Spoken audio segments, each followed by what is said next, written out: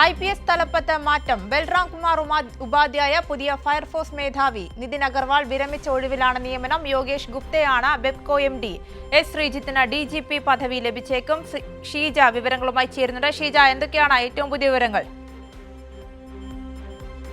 പ്രധാനമായും IPS തലപ്പത്തുള്ള മാറ്റങ്ങൾ അത് തന്നെയാണ് ഏറ്റവും പ്രധാനപ്പെട്ട കാര്യം. അതായത് ആദ്യം സൂചിപ്പിച്ചതുപോലെ തന്നെ ബൽറാം കുമാർ ഉപാധ്യായായിരിക്കും ഇനി മുതൽ പുതിയ ഫയർഫോഴ്സിന്റെ മേധാവി എന്ന് പറയുന്നത്. ഇന്നാണ് നിതിൻ അഗർവാൾ വിരമിച്ചിരിക്കുന്നത്. ആ ഒഴിവിലേക്കാണ് ബൽറാം കുമാർ ഉപാധ്യായയുടെ നിയമനം എന്ന് പറയുന്നത്. അതിന് പുറമെ ഉള്ള ഒരു നിയമനം എന്ന് പറയുന്നത് യോഗേഷ് ഗുപ്തയുടേതാണ്. യോഗേഷ് ഗുപ്തയെ ബെപ്കോയുടെ MD ആക്കിയിരിക്കുകയാണ്. MR അജിത് കുമാർ, നിലവിൽ സസ്പെൻഡ് ചെയ്തിട്ടുള്ള MR അജിത് കുമാറിന്റെ ഒഴിവിലേക്കാണ് ഈ യോഗേഷ് ഗുപ്തയുടെ നിയമനം എന്ന് പറയുന്നത്.